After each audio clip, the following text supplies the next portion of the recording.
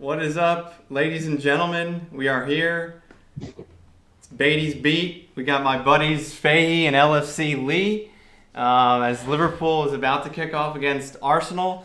Thank you for joining us once again. Get in the chat. Let us know where you're tuning in from, who you support. I'm going to go through the lineup for Liverpool real quickly as the game's about to begin. We have Allison in goal. We've got the back four minus Rabo plus Tsimikas. So that's Virgil, Matip, Trent. And the midfield three, I don't know if these guys have ever played together before, but Thiago, Fabinho, and Ox.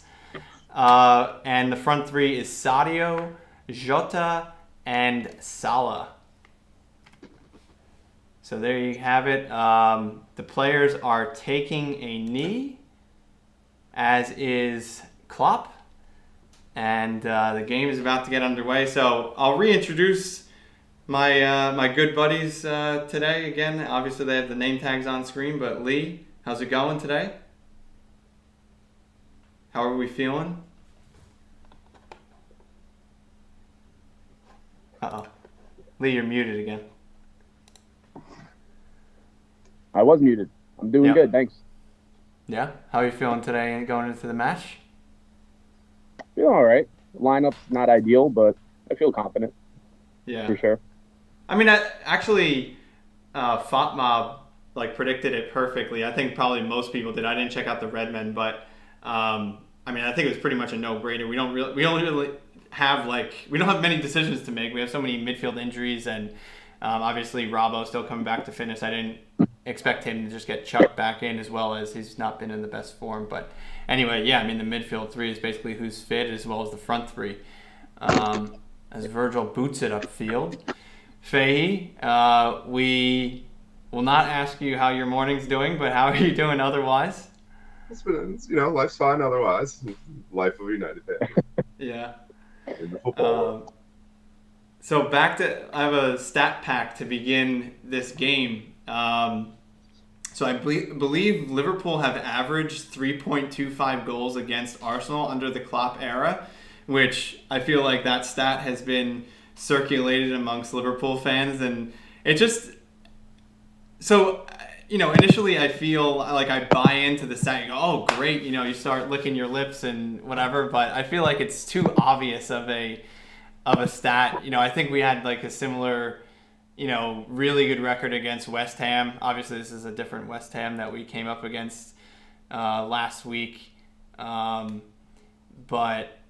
yeah, I don't know. I mean, hopefully there are. I mean, also another stat is this is the highest average scoring fixture in the Premier League era, which totally adds up to me. I mean, any Liverpool-Arsenal game I can think of ended in 3-3 or 4-0 or 5-1 or something like that. So there's definitely been goals.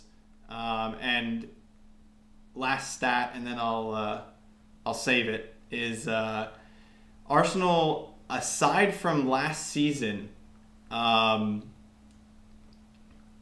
sorry, not last season, but the title-winning season.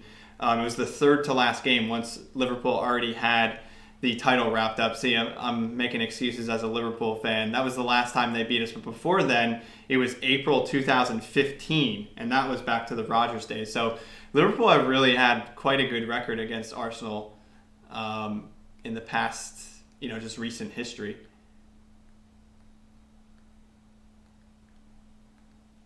And also the interesting thing too is the league table coming into today. Pretty surprising for anyone that has been sleeping on it is Arsenal are fifth and 2 points behind Liverpool in fourth. So if Arsenal do win today away at Anfield, then they will usurp Liverpool and take over the fourth spot. I think that's as high as they can get. I was telling Lee in our pre-stream discussion that if they beat us 17-0, they can actually climb up to second place. But yeah, probably fourth is their reasonable height after today. Probably fourth is their reasonable height. It's quite all right. All right. Getting our viewer numbers up, Fahey. Yeah, I thought I hit mute prior. I thought I muted the tab. Yeah. So yeah, and actually Arsenal.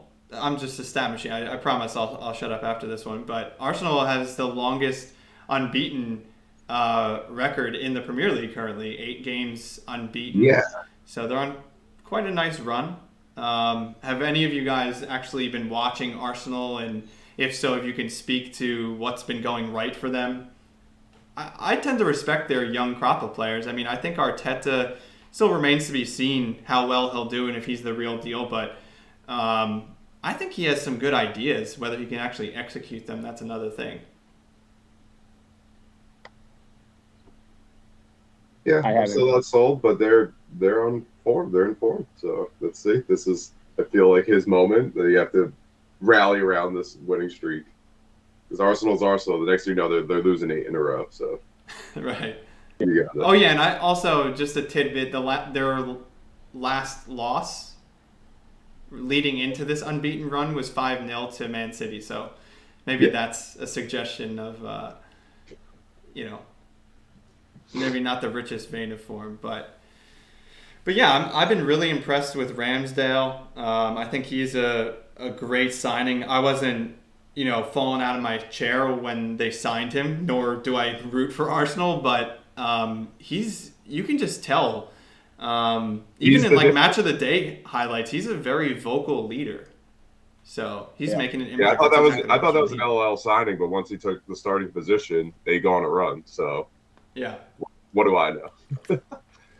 Yeah, who knows? Yeah. Premier League's been nuts this season. I remember texting Scotty when they signed him, like, "Oh yeah, that's really going to push him over the hump." Like that's exactly what they needed. Yeah. A yo-yo a yo-yo keeper. Or no, they kept he was up 2 seasons in a row because but both his clubs went down. Whatever. Bournemouth and Sheffield. Yeah. Yeah, but he's a good keeper, and he's still I think 24. And I wrote an article recently, basically detailing how pathetic Arsenal's recruitment and just general running of the club has been since 2014, basically. Some would argue even longer, but they've just made so many bad transfer moves. They've spent £704 million over the last, basically since they signed Alexis Sanchez, which I basically drew that line in the sand that he was their last slam dunk signing. They've just spent so much money on so much garbage. And anyway, they're making their way into Liverpool's penalty area, but Liverpool able to sweep clear. But yeah, Arsenal, I mean, particularly their goalkeeping department. I don't know who's making those signings or who the goalkeeping coach is, but they've had, I called them the Watford of goalkeepers because they've had 6 goalkeepers in 6 years. Petr Cech, Bernd Leno, David Ospina, Martinez. Martinez. That was a bot. See, they almost made at every turn all the wrong moves because Martinez was, I believe, the best goalkeeper in the Premier League last season. Yeah. So selling him was and I also put Chesney in there. I mean, Serie A fans, maybe they know something I don't know, but I mean, I think every time I've watched him for Juve, he's been quite a good goalkeeper. So selling him to me would be a mistake. He did pretty well at Roma too, if I recall. My Roma buddy wasn't too upset with him. Yeah. Yeah, and he was right in and around there with Allison. I don't know if that was right when Allison was sold, or I think they were there at the same time. But anyway, that's just a sort of funny, how players end up. You may not necessarily remember or recall that, Allison and Chesney were teammates or whatever. Are still playing well. Yeah, who are some of your some players that you're keen on from this Arsenal team? I love Saka. I was always been an Alba fan, but it's later years don't look to be that great. But those Dortmund years and even the early first 2 seasons at Arsenal or whatever were just sick. Loved it the way he played. But I'm not sold, but I guess they're on run, so I should watch this team a little bit more than I do. Yeah, I don't know. I think that they're in a 2016, possibly even 2017 version of the Liverpool team, like very early Klopp years, where you need to figure out, okay, this guy's a dud. He's doing nothing for us. We need to move on from him. Some of the like middle players where people might think I'm harsh, but I would say like Thomas Partey, like he was a sexy signing when they, as sexy as a defensive midfielder signing as you can get. Maybe I don't watch him enough, but I don't really know. I put him in like I always use Emre Can as like is he adding more than he's subtracting? To this team. And when you're in that like middling phase, it is interesting to look at players like that where you like stick or twist with them, and then they do have their youngsters are totally where it's at in terms of them turning things around with Saka and Smith Rowe. Yeah, Smith Rowe. Yeah. I was gonna say Smith Rowe. Who else? Tierney. Tierney. How old's Tierney now? Tierney's like 24-ish. Let's say Yeah, this. he was one where I think he's been a good signing. I think he kind of gets overrated by Arsenal fans, but he's probably, I would say he's probably comfortably part of the solution as opposed to and Salah tries to play Fabinho through to the byline. That's not a phrase that you often hear I was watching confused Liverpool. when I saw it. Yeah.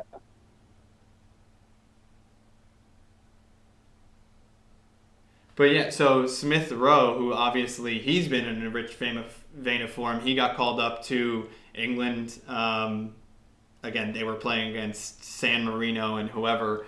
But anyway, I don't know. I think Gareth Southgate. I'm sidetracking myself mid-comment. I think Southgate likes to pat himself on the back by making that's the definition of a Southgate risk. Like, oh, isn't he so bold? He called up Smith Rowe, this like 19-year-old or however old he is, where it's like really not that risky. Like you're playing against San Marino and or like playing like Jack Grealish. Like, oh, he's like the bad boy going into the Euros. But in any case, Smith Rowe has played quite well, and I've got a stat lined up for him. I think he's only the fourth Arsenal player to score in 3 consecutive matches behind Anelka, Jose Antonio Reyes, and Mr. Fabregas. So, Wait, Henry never scored 3 in a row? That's insane. Yeah, I guess. Like, there's so many I players guess so. I would think would be in that list that you just did not. Bergkamp, like, oh my, that's wild. Yeah. I mean, I trust the stat. I got it from like No, no, Sky yeah. Sports or whatever, but you're right. Now Like, just think of what is that it, peak 3 Arsenal consecutive era. games? Yeah, 3 consecutive games. Like, it's impressive for a midfielder, but like, once you back up, like, yeah, I didn't even internalize that and think like, oh, who else might have done that? That seems wild. Like, I forget Anelka ever was an Arsenal player, and he's the one that did it. You know what I mean? Like, Yeah. That's just funny to me. Like, Yeah. Anelka, the journeyman. That guy played for like 400 clubs. Yeah. Yep. Arsenal, Chelsea. I think he played for Madrid. He was at Bolton. Yeah. Yep. Here's Liverpool have a foul down the left-hand side. Simicas is going to swing this one in. Oh, so you And said finds Ramo's injured? That's what you said earlier? I missed it. Yeah, Yep.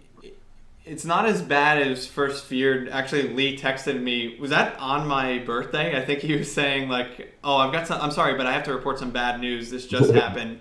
Where Robbo went down with a hamstring like scare. And so even if you a hamstring scare, like even at best, you think like, "Oh, he's going to be out 2 weeks." So, kind of surprising that he was even available. That Klopp said that I think he was available as of his press conference yesterday, as well as Henderson. I'm not even sure what his ailment is. But anyway, neither of them were available for the start. But yeah, I mean, Liverpool,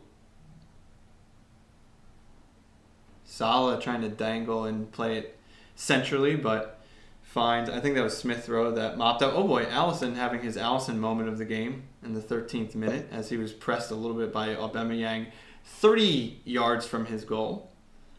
Always keeping things interesting. So yeah, just to rattle off Liverpool's bench, not a lot of names that you might recognize at home. You've got Queven, Keller, Beck, Owen Beck, I believe, says he's a defender here. I needed that little tidbit of information. Connor Bradley, Konate, Nat Phillips, Henderson, Tyler Morton, Cade Gordon, and Taki. So lots of... so Robbo didn't even make the bench, actually. Curtis Jones has had a freak eye injury. That's all I've heard. That I can't say I've heard of that one before.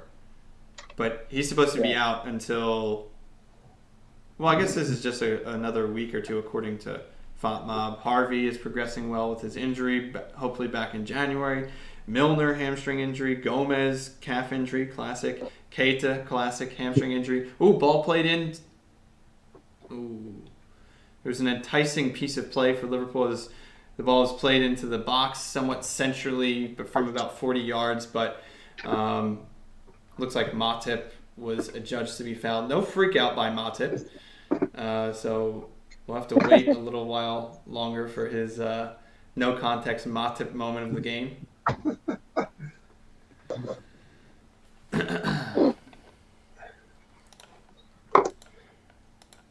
It's been a little. I don't know if KG's the right term, but It's been a little slow to start. a little slow. Yeah, that's going slow. Yeah.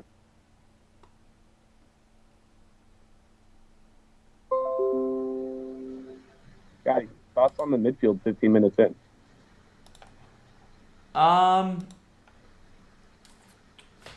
feel like you want me to answer a certain way. I can't really say I have a lot of thoughts. Yeah. Which probably means that you have something negative to say. I was just asking the question. What are your thoughts? Like I said, it's been slow. I don't really have an opinion yet, but I was actually going to be positive. Okay. Not terrible. Or, yeah. Just wait a little while longer. Fahey, I don't know if you've... this is Sorry, I'm a little ahead a budding trend of the last four Liverpool games or so, basically since Ox has been playing. I actually think Ox has been doing okay. I don't know of any Liverpool fans that would agree with me.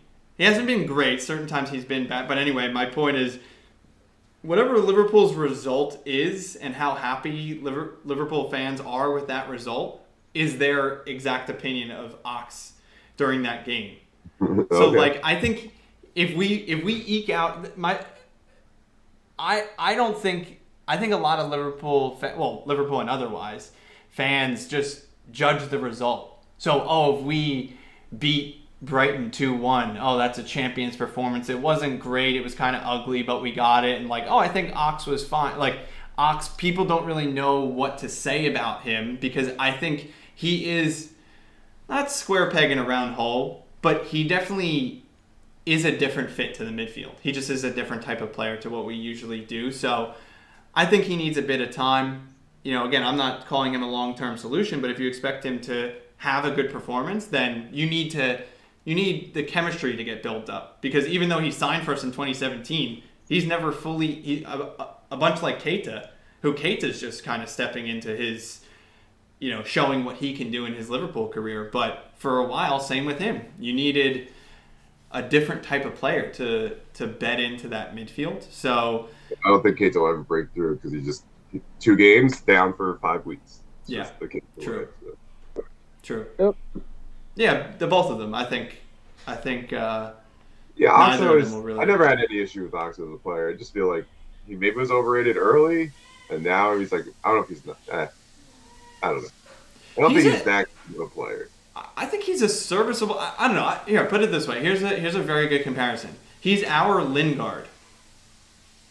I think he's a quality player. He can step in and do things, just as Lingard can do. And we can talk about Lingard in a second because I think some headlines were being made about him. But I think for a certain team, he can be really good. And I think a lot of teams, even if they don't realize it, would really love to have him. I was telling Lee about a month ago, he should go to Newcastle. He would be that would be such a good type of player. Maybe not the sexiest signing, but almost like a Lallana to Brighton. Like, I was happy for him when I heard about that. I'm like, oh, he's going to the South Coast. This will be good. He's like maybe a little bit higher level or pedigree than going to Brighton. Funnily enough, it hasn't really worked for, again, obvious reasons, being made of glass. But anyway, you kind of look at a player fitting in with that level of team and being able to make a contribution. And I think Ox could do really well at Newcastle. And I wouldn't begrudge it. Same as Origi. And is that Trent that won the ball in midfield, had a nice little tap forward to Salah, and Salah finds Jota, who I don't think he did anything wrong there, but and there's an offside. Okay, so it gets brought back. But Jota was finding a nice little half yard of space where he could prance around it was that first initial interception / pass to Mo, who was just a hair offside. Maybe has to just hit that. It's hard to do, but maybe has to hit that first time. Yeah.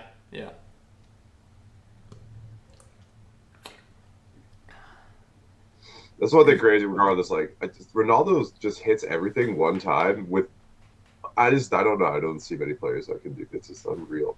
Even if they're like bad shots, they're somehow near the target. Yeah. I've never seen someone like any one-time hit. It's like, oh, all right. You probably turned the game off at this point, but he had a breakaway I think it was when it was 2-1, and he hit it like right at Foster, and then he tipped it over. So I don't know. People won't criticize Ronaldo because they're afraid to, but that was like a moment where. But whatever. I mean, who knows? There's probably United fans out there that are happy with the loss because you can just like close the book on Ole. But anyway. But back to Lingard, what's your current opinion of him? Just the context is, I saw that there's like a breakdown in contract talks with Lingard that at first I was like, okay, who cares? And it probably is because, again, much like the Ox comparison, like he's not going to be a nailed-on starter. You just have so many sexier players and higher transfer value players that are going to play ahead of him. But you saw what he did at West Ham. He really surprised me. And on the back end of this headline, they were saying, oh, well, like Juve and Barca and a couple other clubs, like really high-tier clubs that would be interested in signing him in the summer for free. Oh. But anyway, Faye, what... you have any opinion on that, whether about him as a player or how the club has handled it and his role or not? I've always been all right with Lingard. My stance has always been he's not United quality, but he's like he has a job to do, So then even you're talking about his West Ham, what about the 3 games he did play? He scores against West Ham, he assists against someone else. All in like 25 minutes he like changes games for United. And then whatever weird reason, Ollie just like, I'm not playing any of my players. Like I just don't get it. So like the bigger issue is like the big thing that's coming out is all the players have like turned on him because like you told me to stay, right? Or like Van de Beek, like I bulked up for you, I did everything you asked me, and I have 7 Premier League minutes up until today or whatever it's been. So I think it's a bigger issue with that. And then, but Lingard, I always root for him. I think he's fine. I know you don't like the whole J-Lings and shit. I think it's funny. He's like one of those. He's a fun player, especially on form. Like he like brings that good energy. But I would leave. I would leave if I was Lingard. You were promised playing time. Same thing. You have 20 minutes in the Premier League. I think the idea was we would have an FA Cup run. And we keep players happy. And when that goes out the window, this is what happens. Yeah. My opinion has changed on him. I am surprised with the links. Like I figure, again, he's like, let's go. I figured he's like a Newcastle shoe-in or go back to West Ham. Yeah. Well, like you said there was like Barca would be interested. I was like, what? But the other thing is we had a $30 million asset. Basically, I saw a tweet about this, and now he's going to walk for free. Like West Ham was going to pay money for it. Yeah.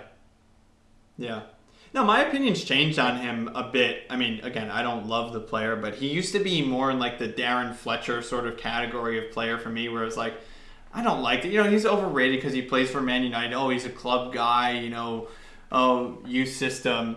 And that sort of bothered me, and the flute playing and all that nonsense. But once he went and did it at West Ham, that really, I think that perked everybody's eyes and ears up about him and really show what he can do. And I do think that I think he's a good player for a certain team. He's not going to up you a level, but there are him going to Barca. Does that mean he signs for Barca and they're going to do well in the Champions League now? No, but I do think he's better than Luke de Jong. And if they're going for Sterling as well, you see the links between, and a beautiful little fizz ball grass cutter from Trent across the center of the box, where it just needed to hit anybody's shin pad, and that probably would have went in. But Arsenal's actually set up pretty well defensively. They have enough crowded yellow bodies in the box where actually that was sort of a mistake, but got away with it from Ben White. Another talking point, transfer story with him, £50 million. Ball in by Trent, and Virgil gets a head on it, but it doesn't really go anywhere. It's... anyway, I was going to talk about Arsenal, but Arsenal's transfers kind of said it already there, but Ben White's sort of we'll see what he can do. I think that's a waste of money for $50 million, but listen, if he fixes the defense, then and he can be a serviceable defender, then that's. But I think that's a coaching, that's a system thing. Yeah, I forget, it was a couple weeks back when he was getting slandered earlier season. Forget what pod it was. They were talking about but he's never been the player they're asking him to be. The stalwart, get in the face. He's the sexy ball playing player. Yeah. So it's now you have two of those, and you wonder why you're leaking goals because you don't have any muscle in your back too. But I don't know enough about him. I'm not out here acting like I know Brighton players or wherever he came from. I think right, that's where he came from. Brighton, yep. So I don't know. I don't know enough about him to beat him up or say he will solve the problem. Right.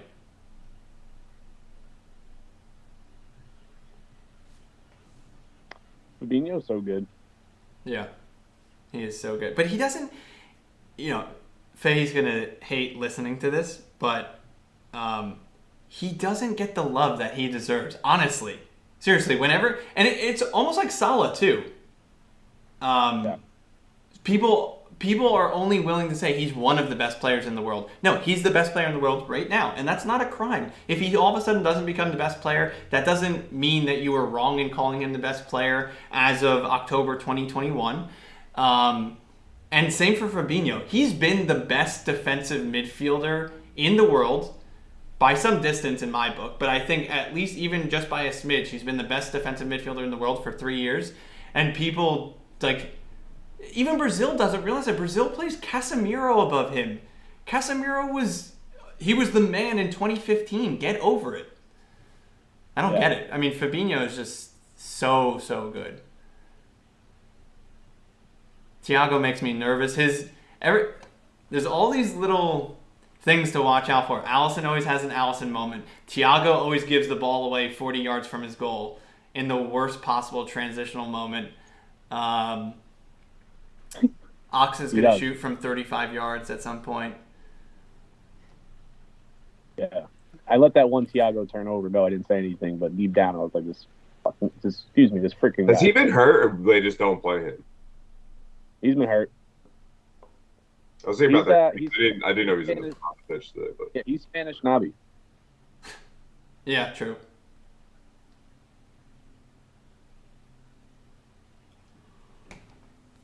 Is there anything worse than a random Tuesday afternoon you go on Twitter or the club website or whatever?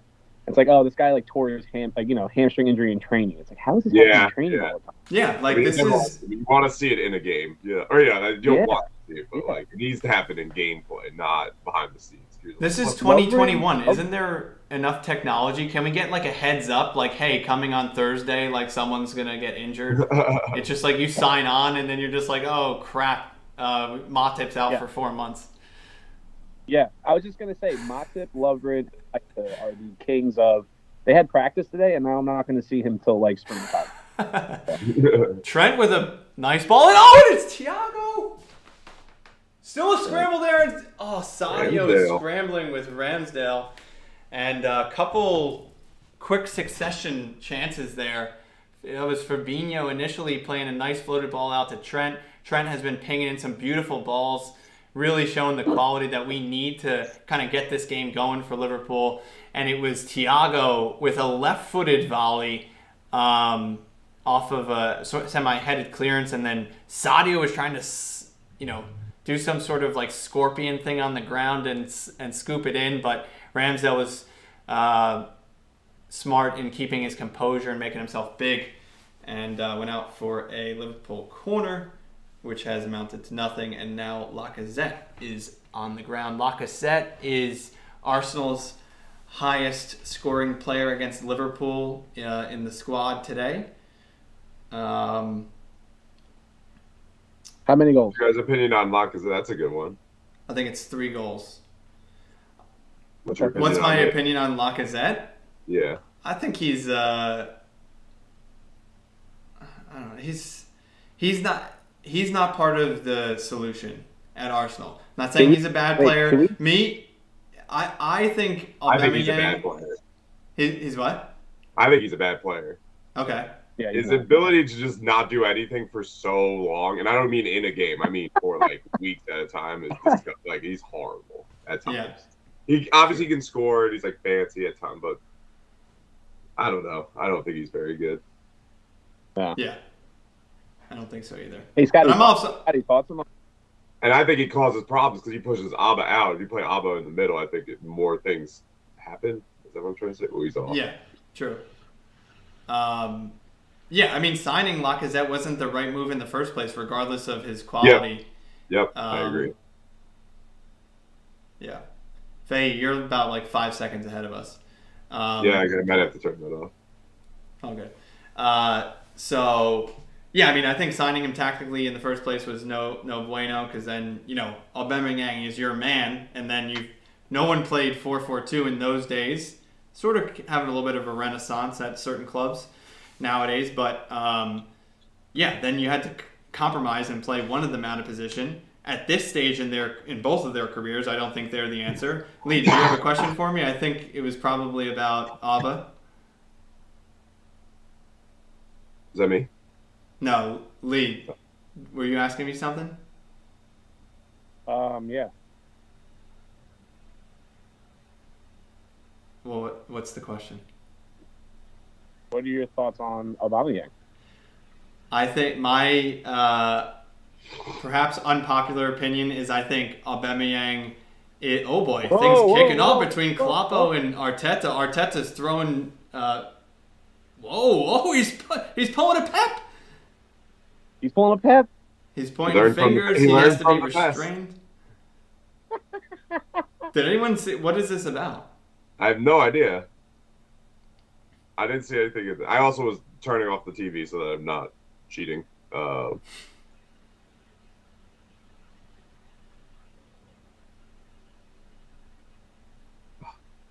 Michael Oliver has a yellow card out, and he's talking to both managers. So I think that goes to our. Oh, see, that's classic. Like, let's be fair, referee, where you see like a scuffle, and then you're just like, these guys were involved. I'm going to card both of them, so that way neither team is pissed at me.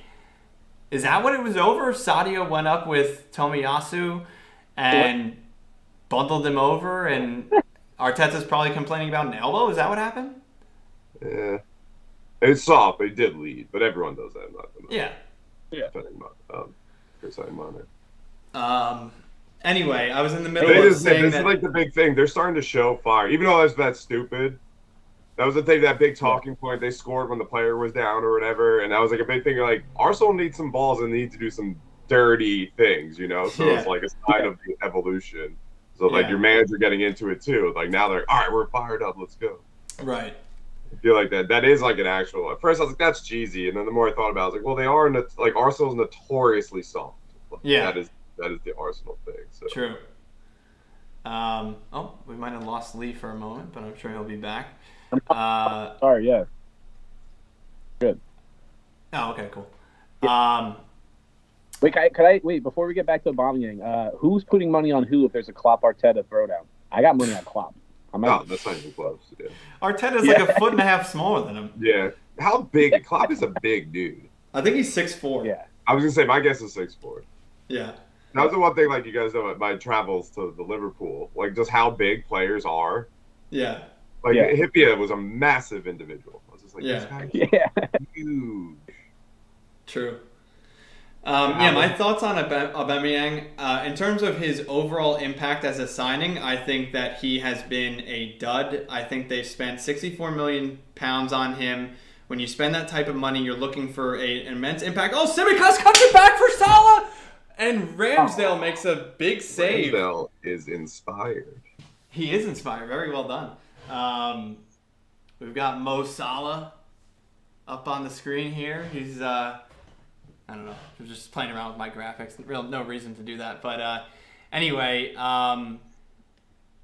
that was a big chance. Salah really should have put that away. I mean, it kind of was a snatch of a chance. It actually went off of his The best player in the right world toe. put that away. Yeah, you're right. Yeah, who is the best player in the world right now? Give me a solid answer.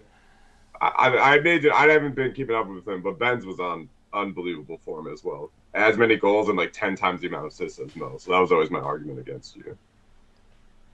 Okay. But I think they're not Salah's in still on. Actually, Salah's in a bit of a goal drought. It started as a joke that he was on a 1-game goal drought, but I think that drought has grown to 3 games, which actually for Salah is semi-drought he's a territory. consistent. Yeah, he's a consistent. Like the Hatties are. I guess he has a bunch of hat tricks actually. I feel like he's less of a double and hat trick guy, as a more of like I'll score every game. Mm-hmm. Like you know. True. Yeah. No, you're right, Kate. It's like I get one every game. Yeah.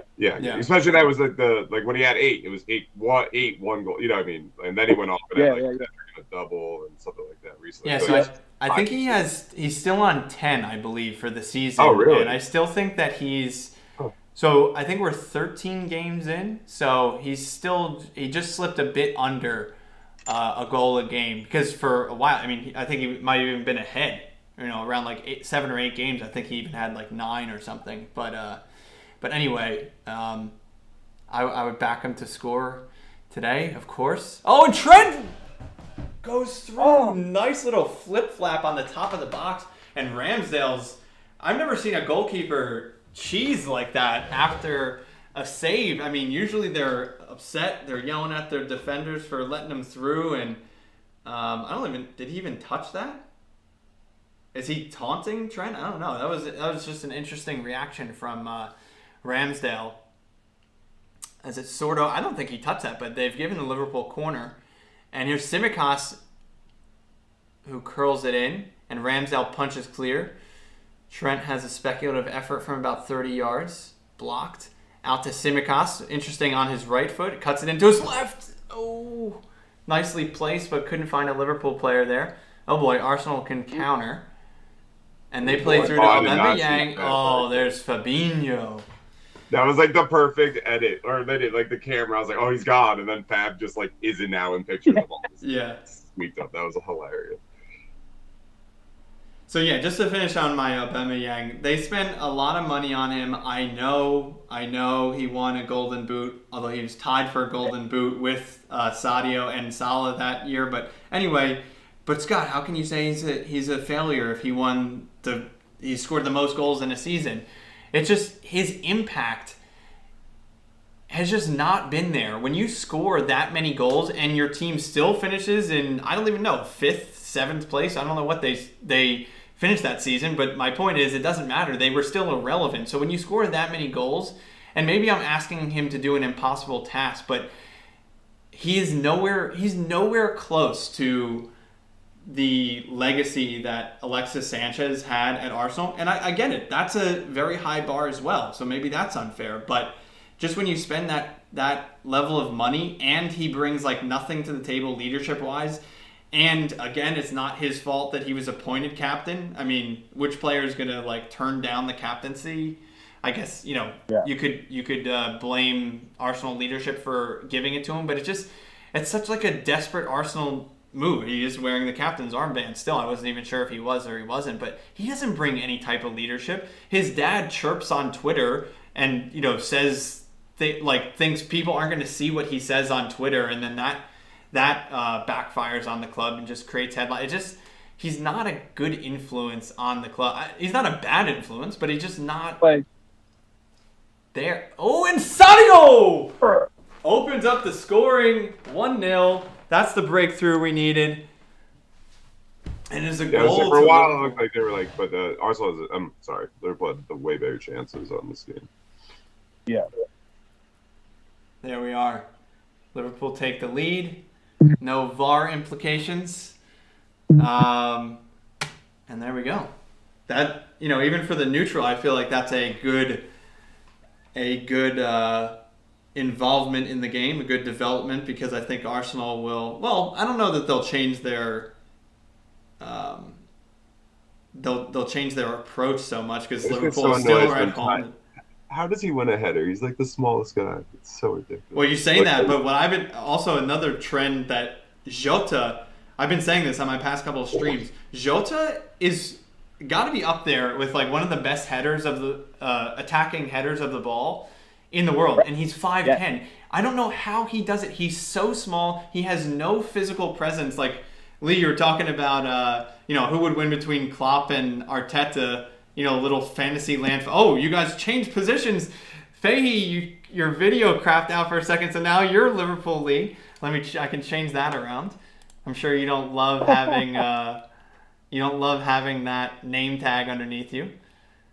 But oh, he's muted too. Fahey muted. There you go. No, I'm unmuted. There you go.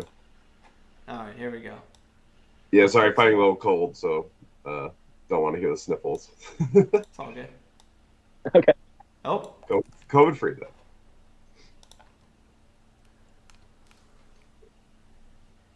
Oh man. Scotty, what's been a better comeback story for Sadio this year? His form or his hair? Is his hair coming back? Yeah, oh, yeah. It looks pretty good. He definitely got some. He went to like Rooney's doctor or something over the summer. Yeah. It was looking last year. Now it is a luscious garden. True. Rooney's interview about that was one of my favorite things. He was like, "I'm 26. What do you think I'm gonna do? And I have money or something." He was just like that blunt about it. He was like, "Yes, I did. Like I did. I was." Yeah. I remember that. Yeah. Klopp Rooney's also always owned all his stuff, which has been great. One of my favorite Rooney moments is after the whole story about whoever knocked him out. Then he scores the goal and he punches and knocks out. It's just like unbelievable banter from Rooney at all times. Yeah. Yep. He never took himself seriously, and I appreciate the Newcastle Shrek goal. Like it's just he always fed into it. It was great. Yeah. Yep. Yeah, and we're talking about that, and that stuff like sounds fun, and like you remember the player more fondly, but you really do need that like that character is missing at United. You want somebody to like be passionate, have fun. Faye, you might also sprinkle in like you were kind of saying before with the like the red card mentality, like Arteta getting fired up on the sideline. I don't really know how to take that. I definitely think there's merit to what you're saying in certain cases. I don't think you need a lunatic, but you want like Keane and Vieira and this the older you just want that player that's just everyone is afraid of type. You want people to show passion as opposed to not showing passion, but sometimes it's very it's very like showy, and sometimes you just like don't buy it. Oh, nice effort on goal. I think that was from I thought it was from Party, but they have similar hairstyles. Forgive me. I'm not sure. That was a young player. I'm not sure I know his name. Oh, was that it might have been Nuno Tavares. I think their new left back. Don't know anything about him, but that troubled Alisson up until it didn't. Here's Sadio puts a little challenge in as the ball's going out of bounds, and that's going to... Oh, and Gabriel's... There you go. That's the showmanship I'm talking about. Oh, I was going to say, that is hard. Gabriel, their tall center back, comes over and he gets in Sadio's face. That's what he knew the camera was on him, and he was like, "Oh, let me endear myself to Arsenal fans and tower over Sadio." Sadio, gets a yellow as you expect from Oliver. That was okay. Maybe not as bad as I thought, but it's off the pitch, I guess. Oh my, that actually was pretty bad. Never mind. That was the angle we all needed. Yeah. All right, so while not so much is happening and to afford us the ability to take a little halftime break, I'll start my trivia now. So there have been. I'm looking for 5 answers here. I think technically there might be 1 or 2 more, but those names are not really ones you would have heard of.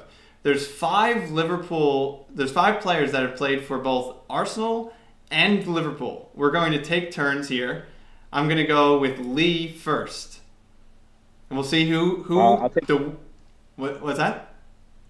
I'll take the obvious easy one. I'll take Ox. Damn it! I was like thinking the only one I know.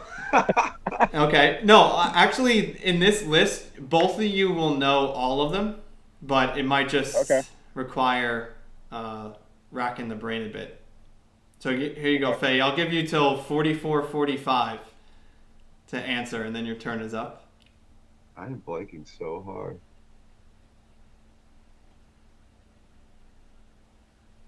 I knew Lee was going to take it. I thought Lee would try to show off that I can follow up with Ox. Oh, no, because I'm really struggling. I was like, wait, that's a hard one. I'm trying to think. Yeah, no, I genuinely don't think I know any. Okay, since you're both struggling, a hint is we mentioned him before. Anelka? Oh. I thought Lee would, and in fact, I was a little scared that Lee was going to tap on. I was purposely leaving Liverpool out when I said Arsenal, Chelsea, because I didn't, want that to be so easy when I. Okay. That was the famous. I forgot I played for Liverpool. I do. I think he scored against United for that. And Nelson played very well, and Houllier decides to spend money on El Hadji Diouf that summer instead of Anelka. Yeah. Because was Anelka just on a loan, or is that? Yeah, it was. Yeah. Okay. Gotcha. Do either of you want a bit more time, or are you guys tapped out? I'm thinking. Really am thinking. Okay.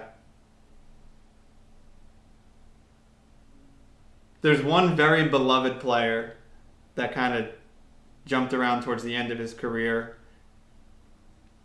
I don't want to give too many. There's so many easy hints that you could say with him, but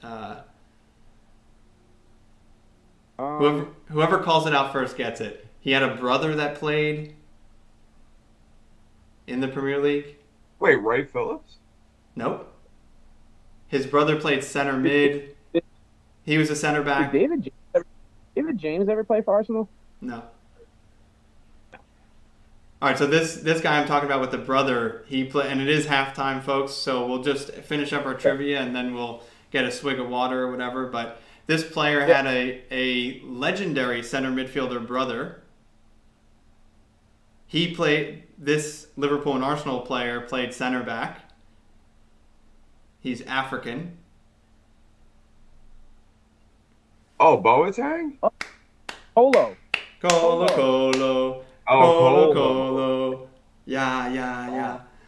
All right, so that's 3. He played for Liverpool? Yeah, he played under the Rodgers era. He led the team to the UEFA Cup final. Yeah. All right, and then 2 more.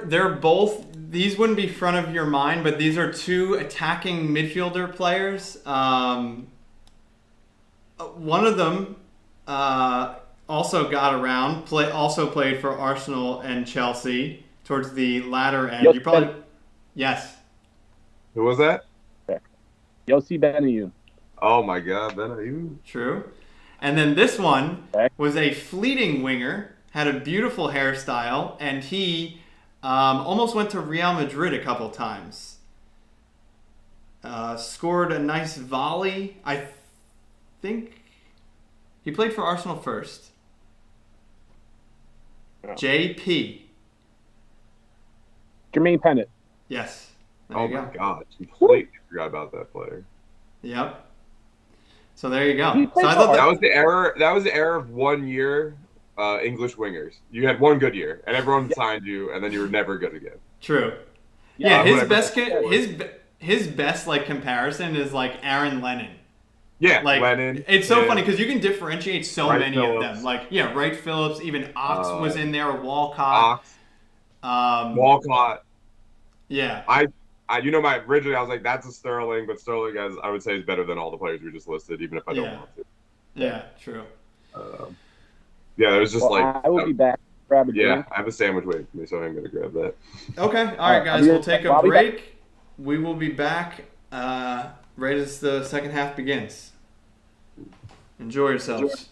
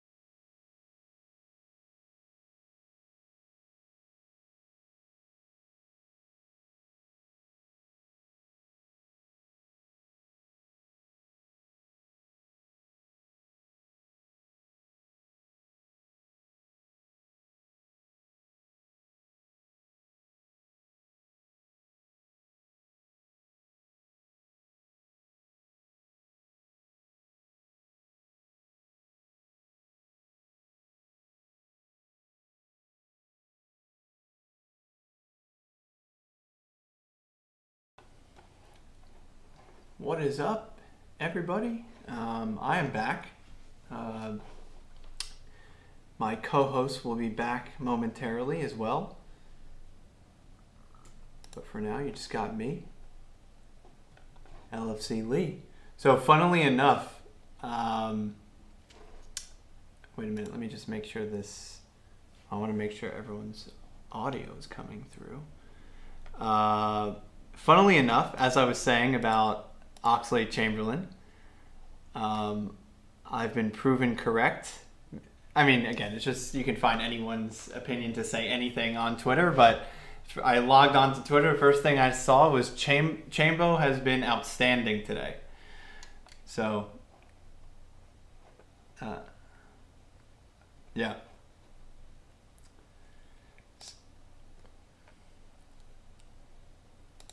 Yeah. But goes to show, as I said, if Liverpool are winning, everybody's happy. Most players get a positive assessment.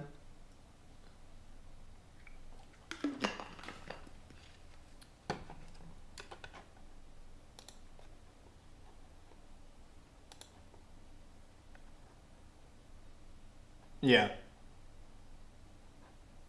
Let's see.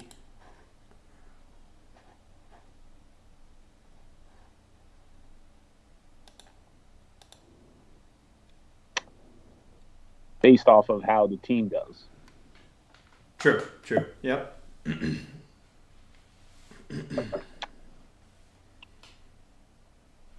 Nice jersey, Scott. Who's on the back? Oh, this is funny. I didn't even show this to you. So I guess, so peek behind the curtain, Lee's reaction to this will probably be 6 seconds behind because he has to wait for the reveal on the YouTube stream, just like all of you. That's right. So let's take a look at this. There's going to be a roar of applause from Lee. Love it. Love Beautiful. that. Young Harvey. Love that. See, only young Harvey can really turn the name around. Harvey in recent years has not been a beloved name, but Harvey Elliott can do anything. Yes. I have full faith in him. Yeah, I have to hand it to Lee, a tip of the hat. Lee has been on the Harvey train longer than most, definitely longer than myself. I had to kind of see it to believe it that he was going to be, I'll use a Fahey term, the truth, that Harvey Elliott would be the truth. And, I mean, you can't really argue it. Honestly, still at this stage, I don't want to get sidetracked. It's so easy for me to do so, but you can have different opinions of how Liverpool's season is going so far. I tend to think that Liverpool's season is going quite well, and I think we're playing a lot of good football. But I will still say that we are missing Harvey. It's astonishing to be able to say something like that. Again, I'm typically not someone that I think gets carried away too much. I try to be pretty level-headed, pretty optimistic, but still at the same time, you know, when you see, like, read this headline, 18-year-old sensation comes through and is 100 million pound player or whatever. Like, that's so easy to write that headline, so easy to get carried away and tout these young players. But truly, how is it possible that you can have a player like Harvey Elliott that has had zero impact on Liverpool Football Club prior to this season come in as an 18-year-old, start, wait a minute, start against Chelsea, what's happening here, still plays well, and then of course has a somewhat freak injury, but luckily he'll be back shortly enough. But yeah, I think that he has played so well, and he brings something that no other Liverpool midfielder does at this point in time, where he's just a very dynamic, I mean, you're going to think this is a joke, but he's what Philippe Coutinho wants to be as a center midfielder. That's the player that like Barcelona wanted Coutinho to be. And I'm not, you know, it's so, again, it's easy to say, oh, Keita is like the next Iniesta or whatever. I'm not saying that. I'm not saying that Harvey is one of the best center midfielders in the world, but I do think what he's shown and what he brings is unique. And I love the little triangles that he forms with Trent and Salah, and just the impact that he's been able to have in 5 or 6 games has been really, really impressive. Yeah. But anyway, we're back. Second half has kicked off. 23 seconds in. Welcome back, everyone. Do please jump into the chat and let us know who you are, where you're from, who you support, any thoughts on the game. Any comments are welcome. We've got LFC Lee and Fahey. We're taking it easy on Fahey today after United's match. The less said, the better there. We'll be kind. Still in charge, according to the internets. Oh, Lee, I told Fahey he's not so familiar with Mr. Indy on Twitter, but he knows about him from what I've told him, and I told him, he said 15 minutes ago at the time that Ole has been sacked. Like, how that's such an Indy tweet. Ole has been sacked, and that was like 45 minutes ago. And I was like, take it with a grain of salt, because I give a lot of credit to Indy. I think he does break a lot of news, but a lot of times he'll tweet like bold things, and then nothing happens with it, and then it's just like, oh, no, forget about that one. Never mind. Yeah. So anyway, but I mean, he's got to be sacked at some point. Yeah. I'm inclined to agree. Yeah. Yeah, I didn't realize. I mean, again, not to pile on, but I didn't realize they put it up on NBC. They've lost 5 of their last 7 Premier League games. I thought it was bad, but I didn't know it was that bad. Remember, I tweeted that. I said the preseason, that's the defining moment. And it started, but the losses started before this, where it was just like, there wasn't even the Champions League draw announced yet. And it was City, Liverpool, Chelsea. No, we haven't even played Chelsea yet. Yeah. Yeah. True. So I think they're next week. I don't even know. It was just like, I was like, this run is a defining run. And the definition has been written, and it's bad. Yeah. True. Emergency meeting planned for 7 p.m. I don't know if that is in 30 minutes or if that is in 6 hours. 7:30 would be in 55 minutes. No, 7. So I just don't know. If 7. I don't know if that's their time or it was the Times reporting. So Gotcha. Yeah. I'm guessing it's England time. Yeah.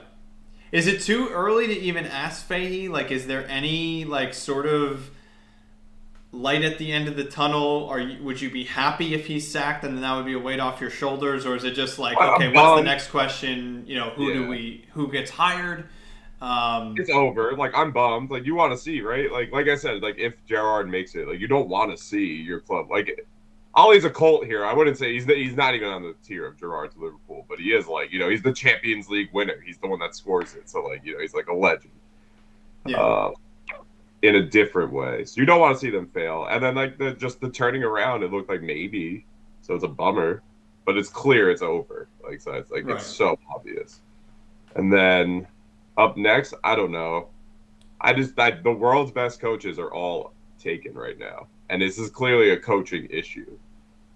So, like, who do you get? Apparently, the thing I just read was Zizou, and I don't think that's good. When I was in Atlanta for the Liverpool game. I was at a supporters bar, and everyone's like, he would do so much more. And I was like, why? What? He has no attachment to the club. I know it's hard to say he flukily won 3 Champions Leagues in a row, but like they finished like 6th in the table every year when they were doing that. There's my boy. Thank you. Yeah. I thought I was not all alone, but I feel It's hard like to deny people turn me into a hater when you're like, competing. 3 Champions Leagues in 4 years, and wait, this isn't a legendary team? I've said that to Lee so many times. Here's the second time in this stream. Team. They are. But when you look at... But here's the argument, though. On paper, you look at that team, there's so many... In terms of like the all-time... Chambo almost doubles the lead for Liverpool. It was funny, Faye. We said I was proven correct according to Twitter, which I know that doesn't mean anything, but I logged onto Twitter. The first thing was Chambo has been outstanding today.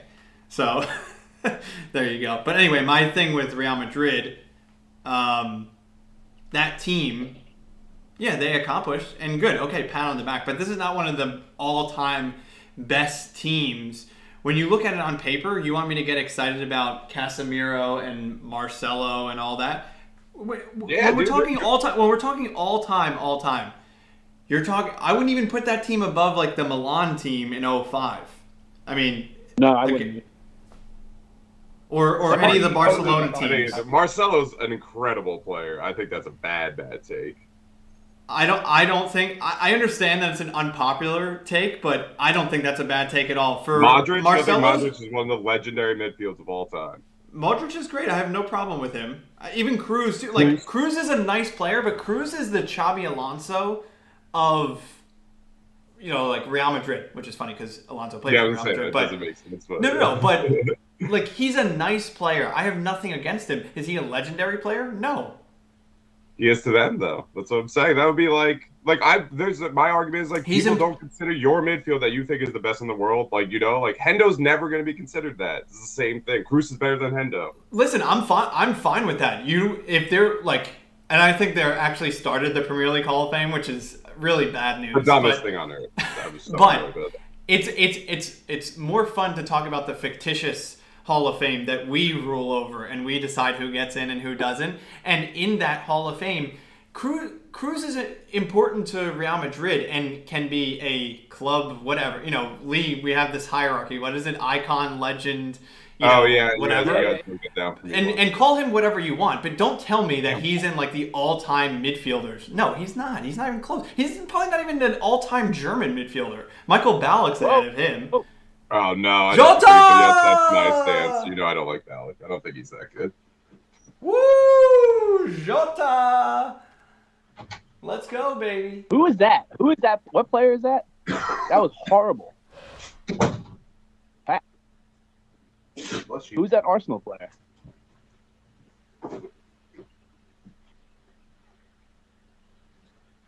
Oh, that's Nuno Tavares. Oh, that was brutal. He passed it right to Jota. Oh, and Jota sits down to center back, sits down Ramsdale. There's the humble pie for Ramsdale. Not that I'm turning on him. Still a great player and fine performance. This game could be way different without him right now. So. Woo! Oh, yeah. Jeez. That was like a cheat code. That actually looked like a FIFA glitch where Ramsdale had to commit himself, but it's not very often that you see goalkeepers do that. So that was Tavares for Arsenal? Yeah, I think so. Here comes Ainsley Maitland-Niles. I think his run is kind of coming to an end. But again, I was going to say on the sly. Oh, Sambi Lokanga. That was the guy in the first half that I said looked like Partey and had the shot on goal. But he makes way for Maitland-Niles.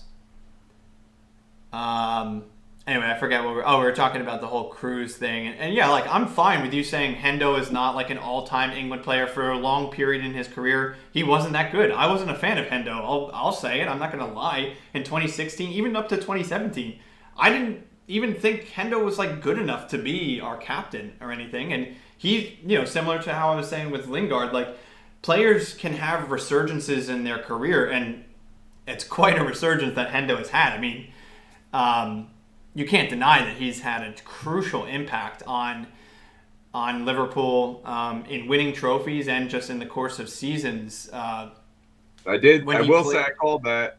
I called him being the best signing of that year when everyone was not use bad terms. When everyone was on Charlie Adam, who is a horrible player that can whatever Fergie's. I know what phrase you wanted to use. Yeah.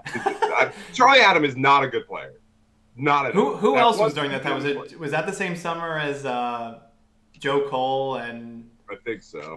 Milan Jovanovic? No, I think Cole was the summer of 2010. 2011, I believe, was when it was Downing and Hendo and Adam and all those guys. Yeah. Yeah, I think so. Oh, Stuart Downing is such an uninspired side. It's just such a it's so emblematic of a team. It's we know that when you look at Stuart Downing, you know what he is, and he's not good. But he's in good form, and he's England's second left mid or something, and you're sign we had to convince ourselves we signed Andy Carroll. He'll unlock the crosses and here's Thiago. Oh, Thiago looked like he had an opening on goal, but it was blocked. But Liverpool definitely looking hungry for more. And I'm going to stop there because I have been on a little streak of jinxing Liverpool while saying some complimentary things in the middle of games. The last of which, or the most entertaining recent one, was during the Brighton game when Sadio blocked Sanchez, the goalkeeper, the Brighton keeper's clearance, and it went in for the third. And I said, this could get very ugly, the scoreline here. And then that got brought back from VAR, and then Brighton proceeded to score 2 equalizing goals. Yep. But anyway, Lee, I'd like to why don't you come in here now and discuss how Liverpool's doing in the last 4 weeks, and you can even broaden out to the entire season. I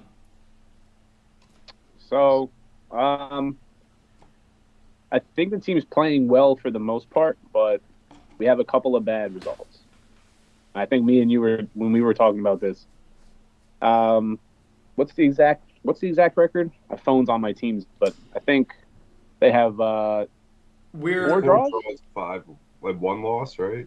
It was 6. Yeah. After 10 games played, it was 6 wins and 4 draws, and then lost to West Ham. We lost to West Ham. Yes. So and we might have drawn another one. Brentford, really mad after that game, but things happen.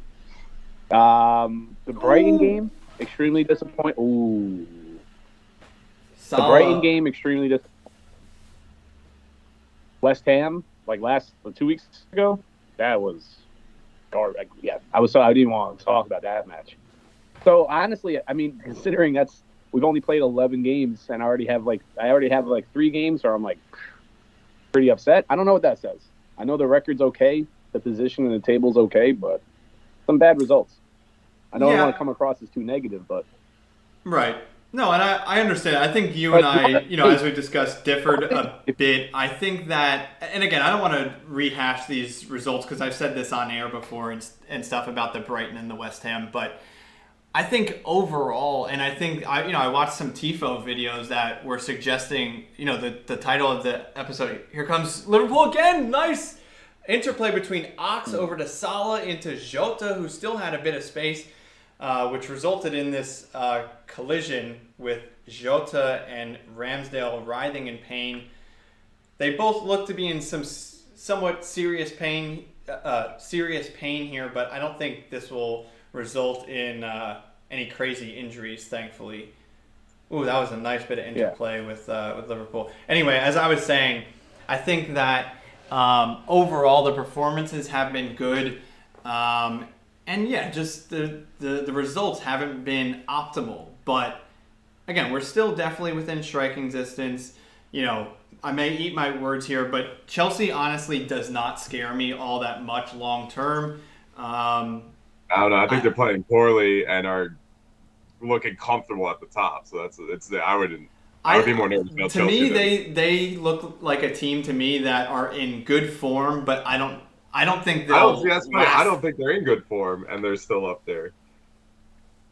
Possibly, but it's also like a personnel thing too. I'm not saying Liverpool can't beat them, but I think it's long term. I think Chelsea's built to just grind out a season maybe a little bit better than Liverpool. Yeah, but I think that only works. I think that only Leicester could only win the league when, City and Liverpool and United in its in the dearth of other good teams. And I don't think that's the situation. I don't think yes, Chelsea, they could win. I think they would be one of the worst Premier League champions ever. Again, I'm not trying to be sensationalistic. Yeah, I'm just saying they wouldn't be that exciting. They wouldn't be that exciting. And my point is that look at their personnel. I love Tuchel. Tuchel's doing a great job. What? They're scoring 30 goals. It's not like they're not. They're the second best attack in the league. Yeah, it's getting a little hard. I'm not out here trying to, be a Chelsea supporter. Behind us, we've scored the most goals and had the highest XG. And I think City's not really firing. I think there's going to start to be this is where they take off, though. I'm convinced. Exactly.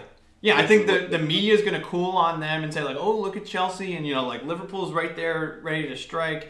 City's not really doing it or whatever, but you're an idiot if you ever write off City. Anyway, my point is back to Chelsea, I just think that they have a good team and they're pretty deep, but they have a lot of good players, and who they like turn to, like their difference makers, or when things go off the boil for them a bit, like who are they going to turn to? Lukaku really hasn't been doing it for Chelsea, and maybe this is to your point that they haven't been playing that well and they can be even better, but that's a big if. You don't just all of a sudden get better.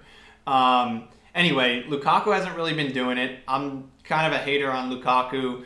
Havertz is, I think for his entire career, is going to be like just that he can be great and you have no idea what he's going to do in the next game. He's very talented, but I just don't think he's going to be like a consistent player. Timo Werner, LOL. Timo looks like he's found his rhythm a little bit. He's been scoring recently.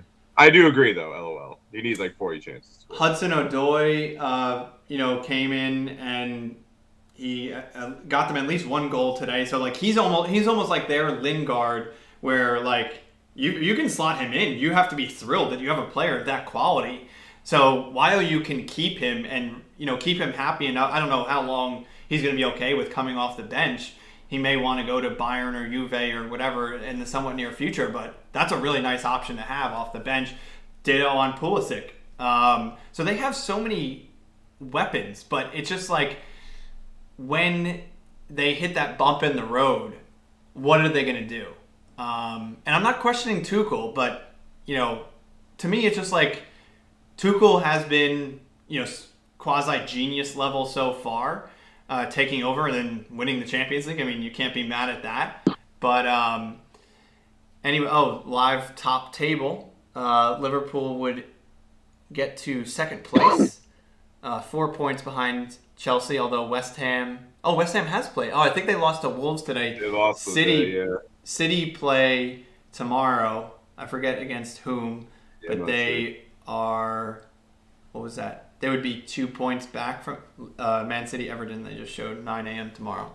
But anyway, you guys let me know how do you view Chelsea? Like I said, I think they could win the league. I really think they can. I've told you, I don't scare them. I don't think they're going to pound us or City as we drew them. City beat them. But I feel like they are built to give every other team, the mid-table teams and those lower table teams, a really hard time. True. That's my belief. I think Liverpool could take. I guess they already drew. They could take 4 points off, but it won't matter because Liverpool would drop somewhere that Chelsea won't this year. That's my argument. That's my unfortunate feeling. I feel like they are built. I feel like Liverpool has already dropped where Chelsea isn't dropping yet. Like it's already happened. Right. The Brighton game, the West Ham game, the Brentford game. They're killing me already. Only 12 games in. Right. Here's the thing. I sort of would rephrase this in how I view like the Brentford and the Brighton games. Like Brentford, they're the new Leeds. They're just a crazy team. Those things can happen. That's going to happen to every single team. And honestly, they're going to beat teams that they like should. They'll get scalps or whatever. But so yeah, you just can't fault that. To me, Lee, what I would cede to you is that. Are those 2 games, or with West Ham 3 games, where you're going to look back at the end of the season and say like, if we only had four more points or 2 more points or whatever? Yes, certainly. But here's the difference where I would maybe draw a distinction between you and me. Let me know if you disagree. Is that's like a retroactive that might be a problem, whereas like I'm viewing it like, okay, what's the next game, and like from that 12 games played. That leaves 24 more games. I'll take a 24 game. Like looking forward, I'm not afraid because it's not like, I don't know. And maybe this is unfair to you, but I almost take that as like, this is a symptom. Like if we're going to drop this game, that means we can drop other games like this. Where maybe I'm just too optimistic. I just don't think like, okay, that happened.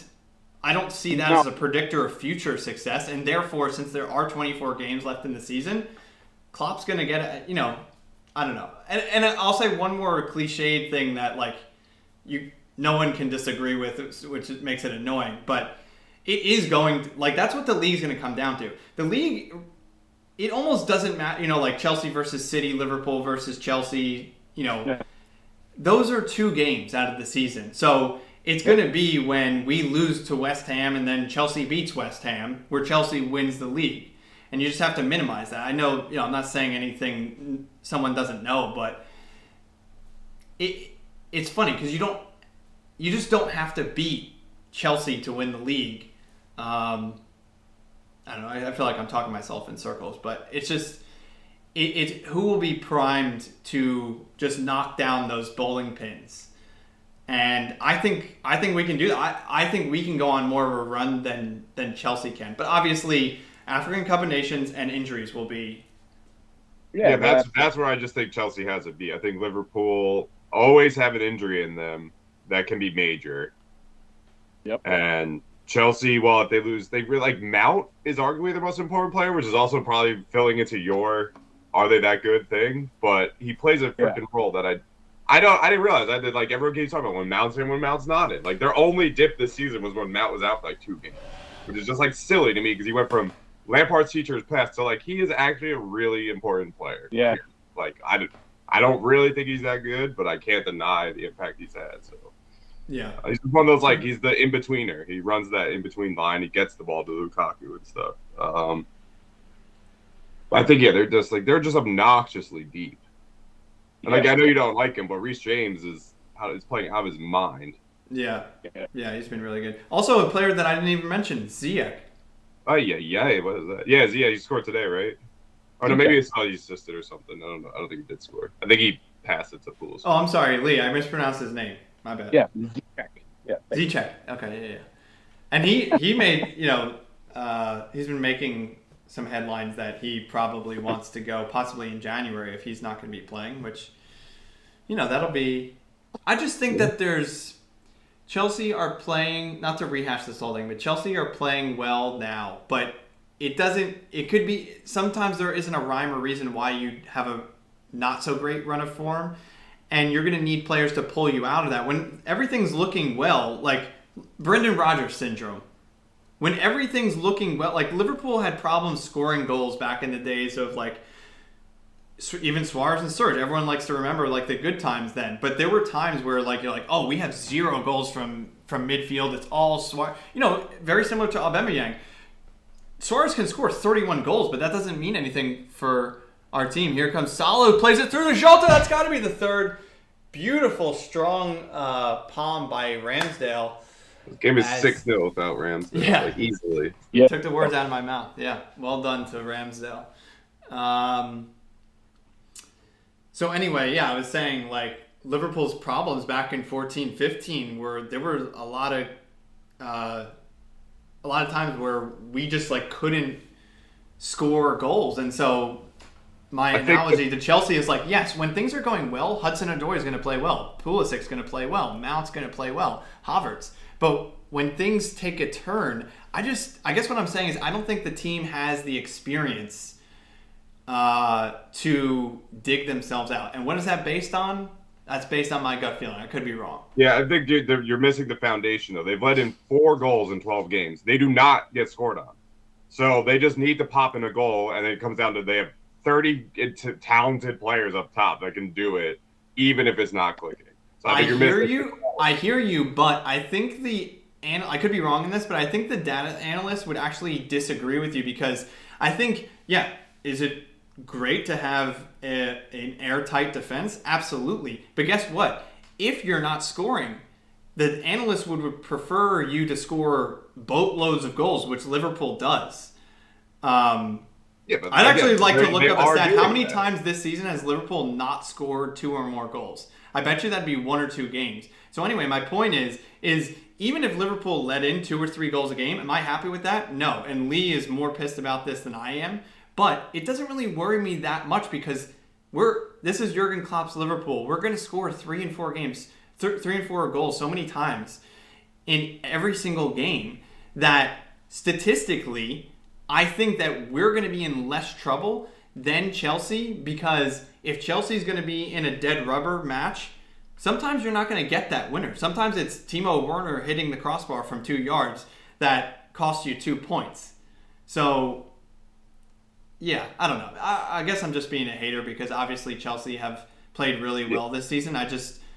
I'm predicting that they're going to have a spell which they're going to have trouble getting out of. Whereas Liverpool, I feel like it'll be more direct. It'll be like, okay, if Liverpool aren't getting results, you'll know why it is because we're playing, Fabinho and Oxlade-Chamberlain who just met yesterday. They've never played together. I just say, how is that not a penalty for Mo? I think he lost the ball and was on his way down before he kind of got tripped up. Okay. Mo gets dragged all the time, and the That's fact that he stays on his feet, which, by the way, he doesn't get credit for. People consider Mo to be a diver, which has he dove? Sure. But there's so many times that he stays on his feet and he anti-dives. Yeah. That was always my standing of Rooney, but like Rooney never went down until like later. Like there are some bad Rooney dives, but early like 18 to like 25-year-old Rooney, I was just like, just go down, dude. Like you're in the, and this is before VAR. Like it was just like, yeah, true. But I think Mo is also like, he's equally the clumsiest looking player and the most skillful. Yeah, like he's tripping over his own feet, but then 5 people are on the floor because it was like purposeful or something. I don't get it.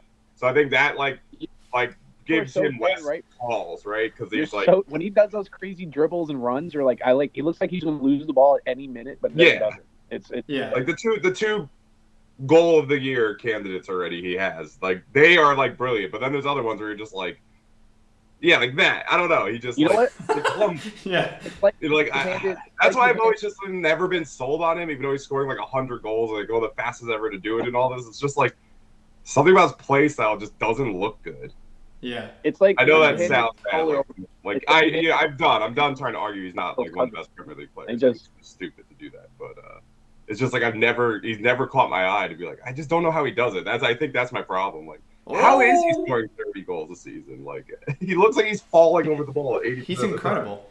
Yeah. He's incredible. Well, back to your point about like, he's really just like not that polished. Like the first chance of the game, like he basically swung and missed and still almost scored. He tried to hit it with his left. It went off of his right toe, and just like the truly world-class players, they just have such confidence and luck that it just comes to them that, you can mishit it and it still like goes in off the post. That's just like a confidence thing. And then the other thing too is, like my dad says all the time when he's watching Mo, he's like, look at this. Like you can't teach this. Like no one has the ability that they can match Mo. Beautiful headed through ball. What a touch by Sadio. Play Mo through. There it is. 3-0. 3-0. Matt, where that hit his titty? Like, it was blurry on mine. Like, this is like, Wait, shout out Yota with that header to put Mane. Yeah, that was nice. That was so nice. So my dad says like you just can't, like no one can do what Mo does, and he's saying it like in an ability thing, which is true, but it's also funny too. Like I've said too, like Fahey, it sounds like you're throwing shade at him by saying like, oh, he's clumsy. I totally get what you're saying, and if you were to say like in a funny way, like he's the worst best player I've ever seen. Yeah. I get what you mean on that because he is not like a clinical finisher. If you're trying to teach your son how to play soccer, honestly, you wouldn't put Mo on because his technique is like wild, but he just, he makes it happen. Yeah, that's what I'm saying. I'm done denying him. I'll never get it. You know what I mean? Like that's my stance. Wait. Mo, and we were just talking about Rooney and why I was gonna say why I love Rooney, watching Rooney even as like a rival. It's looked like you picked him up off the street and you dropped him in. And Mo kind of feels like that too sometimes. Yeah. Like he's just like, unteachable, beast. Yeah, that is also one of my favorite things. Like Rooney was like a true street baller, like scouser. Yes. It was just sick. What a strike by Thomas, and forces a save from. I'm grabbing another drink. I would be. Go for it. I'm screwing the pooch here. What are you getting there? That was fat. There we go. The world's #1 Fahey. You know my stance. He's very good, but he's been very mistake prone. True, but who's a better goalkeeper than him? Who would you put above him? How many? I don't even know who are good keepers anymore, honestly. Yeah. It's him or Henderson, but I guess it's him, right? Because he starts for Brazil, and that's just how you differentiate a tie. when they're it's him or Eder. Yeah, I mean that's how, most like the Twitter world or the FIFA world, and I'm not even throwing shade at that. I'm just saying like the consent, the mainstream is the word I'm looking for. It's funny. I was almost gonna throw out there like there was let's go Taki making an appearance. This is a big Taki household. Love that he's getting. I think that Klopp is actually. I don't know why that wasn't animating, but anyway, I really this is exactly what we need. We need Taki to come in moments like this to show what he can do, because it's almost like, I mean, Lee will come in and say, well, Scott, clearly he's not doing it in training, and everybody trusts Klopp's opinion, obviously including me. But I don't know, just a Taki homer. I think that he does have certain abilities. Is he someone that you can trust? Again, here you go, analogy of the day, like Lingard. Like, if he's starting for us, is that a sign of a problem? Probably. But I still think that there's somewhere in between, like, oh my God, he's like a total reserve. Sadio passed the ball to Taki, he's wide open. I think Liverpool changed their strategy. Yes, Taki! Oh! They started not going true long ball, but Liverpool started playing like, wait, we're just faster than them, and we're trying to play through them. And they just started dinking it up, and it's working very well. There we go. We hit the over. We hit the over, average. Lee, did you even see who scored? I did. Is that the quickest goal of the year in terms of an appearance? Was he on 20 seconds? Could be, 10 yeah. seconds? Probably for you guys. There was someone, what's his name? That guy. Was he at Villa or something? They signed him, and 5 seconds later he scored, and they scored again or something like that. I forget. They're all hyped about that. Was it Bailey? Not Bailey. Maybe it wasn't Villa. Buendia? Might not have been Villa. Yeah, well, here, I mean, this quick, is such a luxury of being a Liverpool fan now. We can, like, on the last goal, the Salah goal, I was actually dissing him as he was celebrating. And now we're just, like, talking about Aston Villa. Completely fine by me because this game is over. Yeah. But how about a moment for Villa? What do we think about honest opinions on how the Gerrard reign will go? They have money. They have a decent squad, so it is kind of up. This is, to me, a good proving point for Stevie G. Like, they got new owners last year or the year prior. Isn't it Villa under like relatively new management with some money? Oh, they're super wealthy, yeah. Yeah. Super wealthy. Oh, are they? Yeah. So yeah, interesting. I'm intrigued. I have no hate against it. No. I'm not like rooting. I like the Villa squad. I think it's pretty good, and I like Dean Smith. Like, I thought he was just a fun like manager to watch. Very down to earth, just like a dude that got a job, and it seemed awesome. A regular guy. His dad was a caretaker. Like, the story's so cool, so you feel bad for him. But yeah, he went out. He's at what's Norwich. He's at Norwich. Yep. And Howe's at Newcastle. Yep. Yeah. Triumphant return of every English's favorite. Oh, you know what was funny? I might have heard the stat wrong, but they were saying, I think on the Totally Football Show, that this might be the first time ever, the second time ever, that I believe Dean Smith got sacked at Southampton with the Villa job, and then he took over at Norwich, and his first game was Southampton. Oh, yeah. The first manager played the opponent twice in a league game or something. I saw that, yeah. Yeah. So that's kind of cool. That is pretty nuts. Well, you did wrong the last time, right? You got you sacked. You better go into it a little differently this time. Yeah. I'm a big Ollie Watkins fan, by the way. Just throwing that out there. By the way, I just googled him because I thought he had signed for Brentford, which he did. He was born in Torquay, which doesn't that make him a Liverpudlian?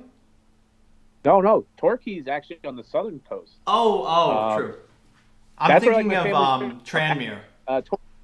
There are multiple Toes who live in Torquay right now. Oh, word. South Coasters. Yeah. Yeah. I should know. I was thinking of Tranmere. Yeah, that's the other club in Liverpool. Yeah. Yeah. That's the second big club in Liverpool, actually. It's Liverpool and Tranmere. And I think Everton's third. Yeah. Yeah, I'm not even sure on the pronunciation. Evertine or something like that. Might be, I don't know. Yeah, Lee. So, Faye, again, I forget if this is on air or not, but Faye and I were talking. Actually, an interesting debate that happened like on the Tifo show, which they were saying like, how cushy of a job is Villa for Gerrard? And one was taking, they were opposing opinions, but you can understand either. Like, you go to Villa and like, okay, as long as you finish top half, like that's some good cred. Versus, like, if he goes there and they slide, I don't know. It's just, what do you expect? Like, one, are you a Liverpool fan that wants to see Gerrard take over for Klopp? I think that's, such a lazy and yet interesting question. And two, if that's the case, if you do want to, then what does he have to do at Villa in order to earn the job at Liverpool? I count me in the camp of people who don't necessarily want to see Stevie be the manager. Right. Mainly because I don't know how he's playing at Villa. I didn't really pay attention. I saw the last 10 minutes. I saw the 2 goals of the Villa game. I turned it on. I didn't watch it. I don't even know how they set up. Sure. But I know how he played at Rangers, and it's nothing like how Klopp plays. Okay. So just for the we want Stevie next. It's like, okay, we're having like a whole new starting 11 because like the players don't really play that. So I'm in the camp of I don't know who it would be. If I was logically going, I'd be like, it'd probably be Pep Linders. That would be my next pick. But I don't know. Yeah, it is interesting of a post-Klopp world because it's such a specific system. Right. Yeah. You need that. You're right. You shouldn't think of a post-Klopp world. You shouldn't think about, can we win another Champions League? Can we win another title? Like, that's the current only thing. That's where I'm at. I don't want to think of it. Post-Klopp world is the scariest thing in the world. So I don't want to think about it. Yeah. I mean, he said, for those who haven't followed, that like his contract ends at 2024, and he's gonna basically like go on a hiatus and take a break, maybe even retire from football at that point. And he's been pretty strong in that. So every Liverpool fan is like praying every night that he just, oops, never mind, I'll extend. We'll see. And so I mean, but that is crazy. I mean, after this season, it's not one more season, but 2 more after this one. So it's you kind of have to appreciate what you got. So, I mean, you shouldn't be thinking about a post-Klopp world. The management, like above, the people making decisions should be, but as a fan, you just ride this out. Yeah. You enjoy it. Lee, you've slotted into the Fahey position. I did? Yeah, you did. I see. So, what was I going to say? So Lee, that's actually interesting because I didn't know what he played like at Rangers. I actually thought that I had heard like it was maybe somewhat similar to Klopp. No. But what's interesting is actually I don't even know if they're talking about the Gerrard situation, but on Tifo they were saying, you know what? It's not really discussed all that much, but oh boy, we've got a debut. I have no idea who this kid is. He looks 11. And he's coming on for Thiago. I'm guessing it's got to be Tyler Morton. He's made like 6 straight bench appearances. He's number 80. And Klopp is hugging him. Jeez Louise. I think I finally adjusted to glasses-less Klopp. It took about like 3 months. But I still haven't. My dad's still not. You got LASIK? Like, what is this decision here? Yeah. Oh, you got LASIK? Oh, that's hilarious. I was just like pulling that out of my butt. Yeah. So anyway, I was saying that the Tifo guys were saying that, what's interesting when you talk about styles of managers, there are, like, don't just write a manager off, which I would even be guilty of this. Like, you see a manager once or at, like, a certain club and they play a certain way, then you're like, this is how this manager plays. But certain managers, like, I'm going to make this up, but let's just say, like, Pochettino, when you go to Southampton, you don't necessarily have the tools. Like, if you take over a bottom club, you're going to have to play, like, pretty conservatively or counterattacking, but then you need to do well at a certain job, and then you have better resources, and that's, like, the dream as a manager. It's a very subtle and delicate thing, but you keep hopping up, and then all of a sudden Pochettino, he ends up at PSG, and now you have all the money in the world. You can play however the hell you want. And so it's interesting because you could compare that to Gerrard, that, he had to play a certain way at Rangers, but now he's going to Villa, and you have the ability to to play however he wants. So yeah, it will be interesting. But it's funny you said that, Lee, because I had the same idea. Obviously a lot of Liverpool fans are going to be like, halfway Villa fans now rooting for Gerrard to do well, except for December 11th. That'll be a tasty one. Yeah. But anyway, I was thinking about it this morning. I was looking for his lineup, and I'm like, wait, what am I even doing? Like, what am I going to learn from this? Because one game sample size, like, Lee, we're just going to have to give it like months and months to really see what he wants to do and put his stamp on the team, yada, yada. But it's just funny because I was thinking about like the hiring process. Like, you get it. You understand why Villa hired him. Oh, he did well at Rangers. Oh, yeah. He's a Premier League legend. He probably has some ideas, whatever. But actually think about that hiring process, because they call him in for an interview. He's employed. So normally during an interview, you'd be like, hey, Louis van Gaal, Ole Gunnar Solskjaer, what ideas do you have for this club? How will you set us up? They just called him in because he's some guy that has a good pedigree. And then, like, at a certain point, I have to imagine they ask him, hey, what are your ideas for the club? How are you going to set up? And what is he supposed to say? I just was scouting Kilmarnock. Like, I have no ideas for Aston Villa. Exactly, what do you mean, how am I going to set up? So it's just funny that, a manager might be, not to say that he won't do well, but he might be completely ill-prepared to take over a team.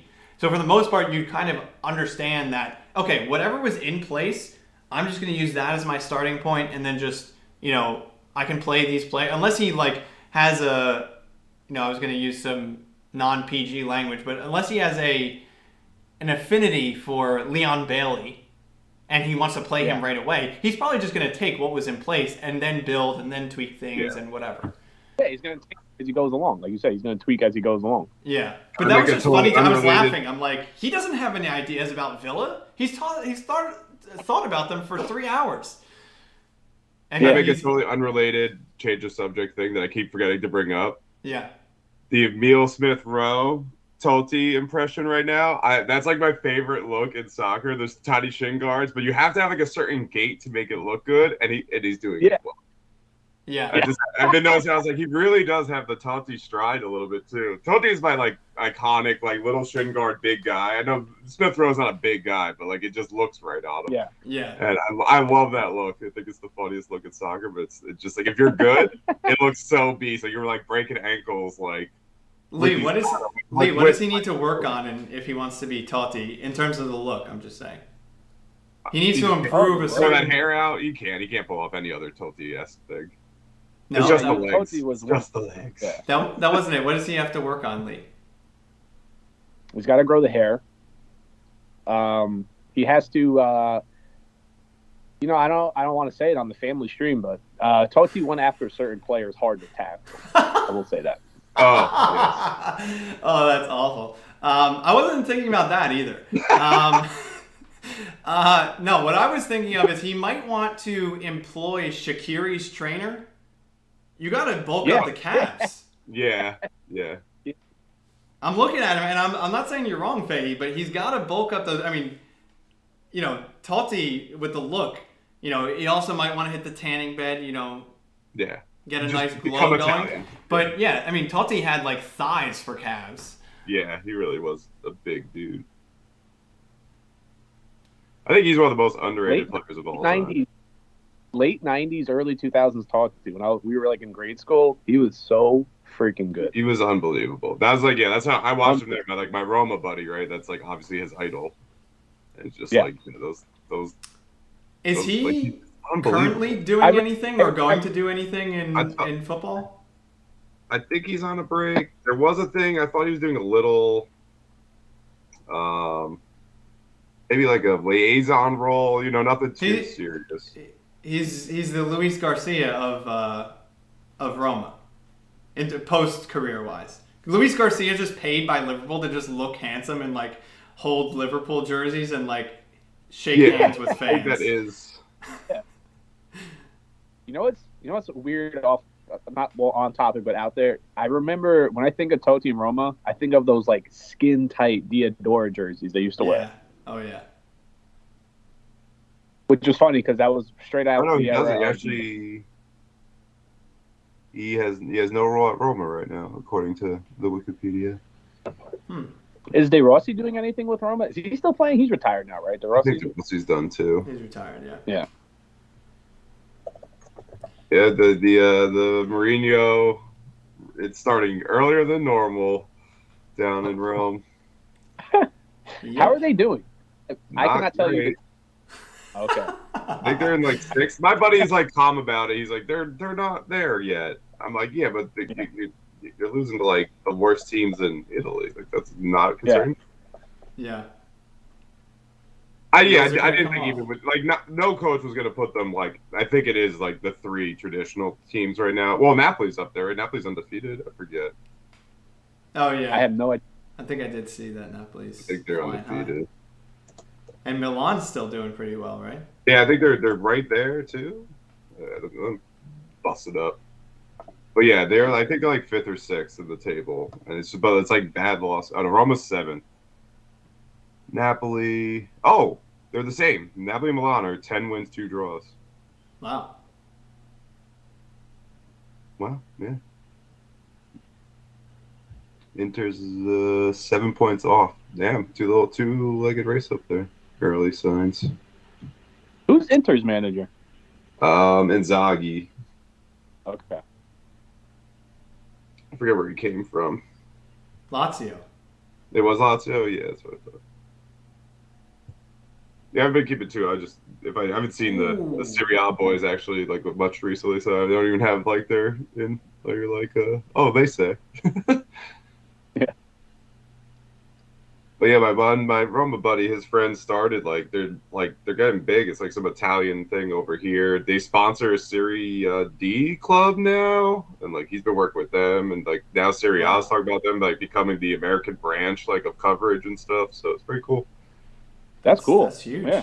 Yeah. That's the next step for Beatty's Beat. Yeah. Premier League coverage. It might take us years to get there. Are we gonna go full Serie A, Scotty? Do you want me to have like my cigarette and espresso? Yeah. For the next stream? Yeah. Well, yeah, but we also need like the middle school LED scoreboard for the. Yes. Yeah. Oh, I know. I'm ruining the joke. We need to get I forget that guy's name too. The Boateng guy. And yeah. Salah! Unbelievable. That guy. Yeah, we can listen. As long as we get input and followership, we can take this thing anywhere, any topic.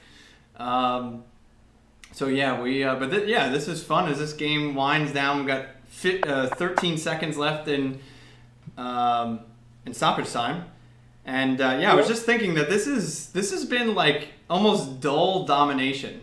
Like, granted, we've been talking. The first 30 minutes for me were interesting. After that, it was like, Liverpool has this game. Yeah, I was just thinking about that. Like, they kind of just started dinking it, and they knew they could play over them a lot better than they could play through them.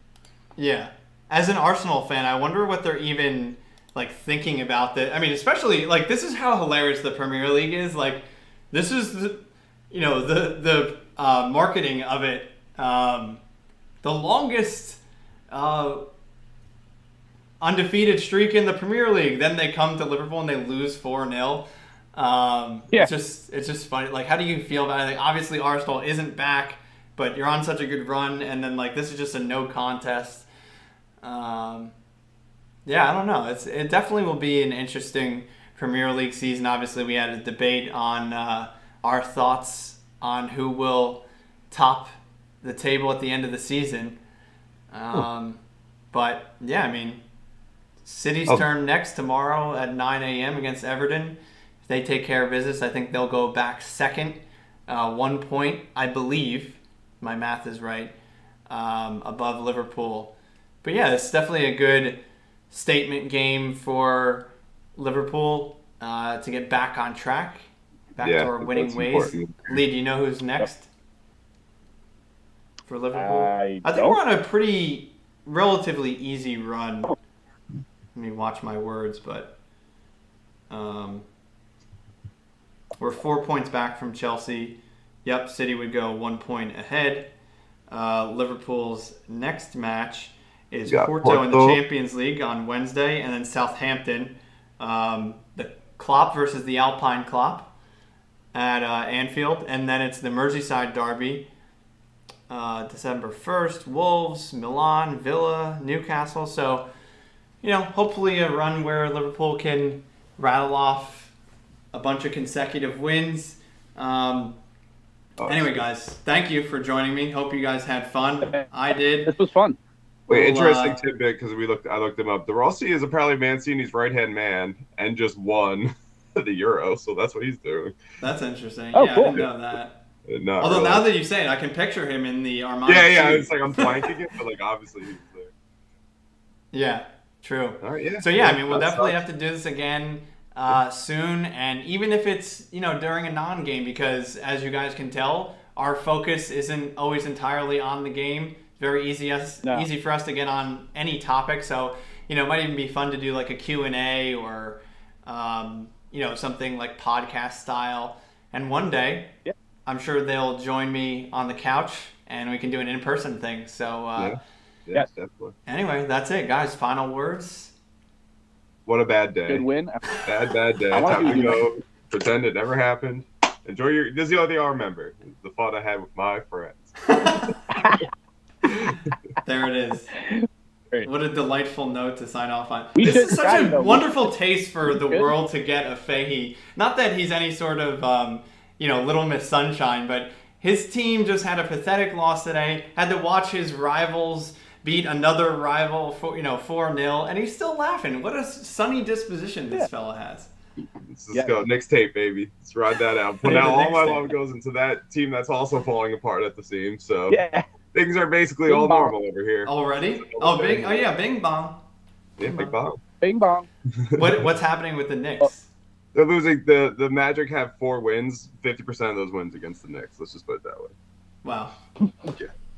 And Lee, any words to sign off on? Any other teams that you'd like to plug? The Bruins or? Yeah. Bruins. I'm not too excited. Rangers though, looking good. That's good. Adam Fox. Yeah, Rangers are on fire. Well, I mean, they lost, but they're looking good. Wait, can I get something straight? Rangers and Bruins? No, yeah, I'm more of like a hockey guy. I like the whole league. I pay attention to the whole league. Okay, gotcha. So, the Rangers though, just because of Fox, like the Long Island kid playing for the Rangers, loving it. So, that's really it. I want to do a United stream if we could possibly do a day where we watch a United game together. That'd be fun. Yeah, for sure. Let's just I don't mean that. No. We should do like a double feature if there's even today would have worked in a way. Yeah, true. Yeah, I mean, I was even thinking that too. I mean, this is probably getting a little nuts, but like we could even do just like the 10 o'clock slate of games. I don't even know how that would go. I'm just saying we're so all over the place and talking about things anyway. It doesn't even matter what we would be following. We could just sort of comment like, oh, Ronaldo did this. Lewis Dunk, bicycle kicked it or something. Like we could just kind of follow sort of all the games and just do like a watch along red zone type of thing. But anyway. Yeah, we each pick a game, tell each other what's going on in that game. Yeah. True. Yeah, no. I'm going to sign off, everyone. All right, sounds good. Have a good Saturday, fellas. Thank you all for joining us, and this has been Beatty's